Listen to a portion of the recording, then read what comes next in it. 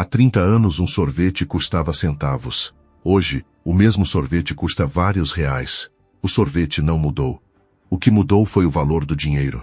E se você entender exatamente por que isso acontece, você nunca mais vai olhar para sua conta parada no banco do mesmo jeito. Isso se chama inflação, e apesar de ser uma das palavras mais usadas no noticiário, a maioria das pessoas não sabe explicar, de forma simples, o que ela realmente significa na prática. Hoje eu vou te explicar isso sem economês, do jeito que ninguém te ensinou na escola. Vamos começar do básico. Inflação é, de forma simples, o aumento generalizado dos preços ao longo do tempo. Não é um produto ficando mais caro isoladamente. É praticamente tudo ao mesmo tempo subindo de preço, de forma lenta e constante, ano após ano. E aqui está o ponto mais importante de todo o vídeo. Quando os preços sobem, o seu dinheiro não perde forma física. Não perde nenhuma nota, nenhuma moeda. O que ele perde é poder de compra. Isso significa que, com a mesma quantidade de dinheiro, você consegue comprar cada vez menos coisa. Deixa eu te dar um exemplo concreto. Imagina que você guardou R$1.000 debaixo do colchão há 10 anos. Hoje, esses mesmos R$1.000 ainda existem, em espécie, intactos. Só que com eles, você compra muito menos coisa do que compraria há 10 anos, porque os preços de tudo ao redor subiram, e o valor do seu dinheiro, na prática, ficou parado no tempo enquanto o mundo ficou mais caro. Isso não é uma falha do sistema. É uma característica natural de praticamente toda a economia do mundo, em maior ou menor intensidade.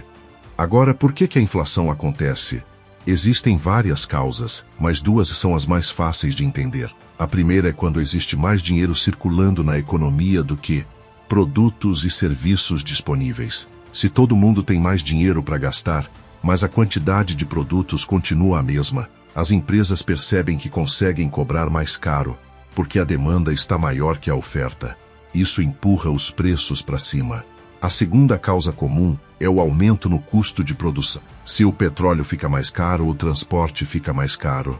Se o transporte fica mais caro, praticamente todo produto que precisa ser transportado também fica mais caro. Esse efeito se espalha pela cadeia inteira da economia, empurrando os preços de tudo para cima, mesmo de produtos que não têm relação direta com petróleo. Agora, um ponto que a maioria das pessoas nunca calcula: qual é o custo real de deixar dinheiro parado, sem nenhum rendimento durante um período longo? Se a inflação de um ano é de 5% e o seu dinheiro rendeu 0%, na prática você perdeu 5% do seu poder de compra naquele ano, mesmo sem ter gastado nada. É como se alguém tivesse tirado uma fatia do seu dinheiro sem você perceber, sem nenhum saque, sem nenhuma taxa visível no extrato. Esse é o motivo pelo qual guardar dinheiro parado, seja em espécie ou numa conta que não rende nada, é uma das decisões financeiras mais silenciosamente caras que existem. Você não vê o prejuízo acontecer porque o número na tela continua igual,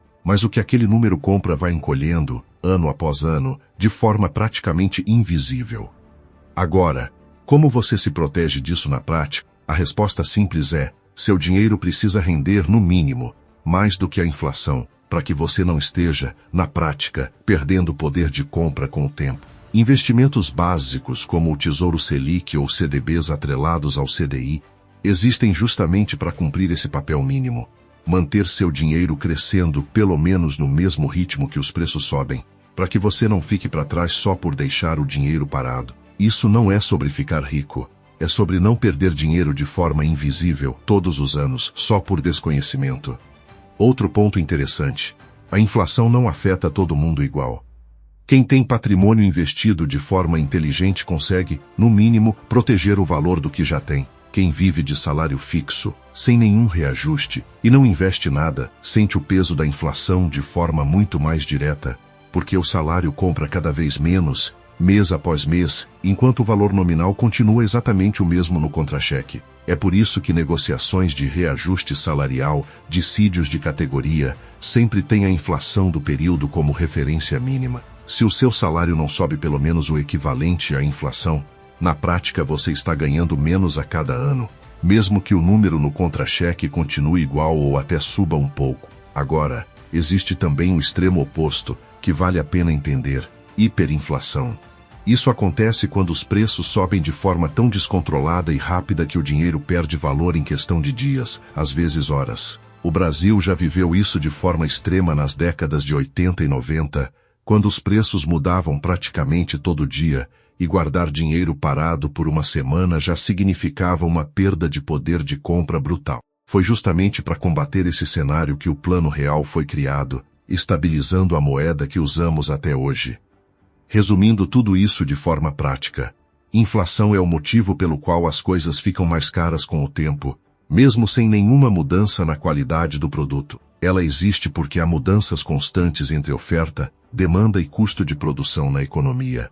E o efeito mais silencioso e perigoso dela é corroer o valor do dinheiro que fica parado, sem nenhum rendimento, ano após ano. Entender isso muda completamente a forma como você enxerga guardar dinheiro. Não basta guardar. É preciso fazer esse dinheiro pelo menos acompanhar o ritmo da inflação, ou você estará, sem perceber, perdendo poder de compra todos os anos da sua vida. Comenta aqui embaixo se você sabia como a inflação afeta o dinheiro parado, e se isso muda algo na forma como você vai guardar dinheiro daqui para frente. Deixa o like e se inscreve, porque tem vídeos novos todos os dias.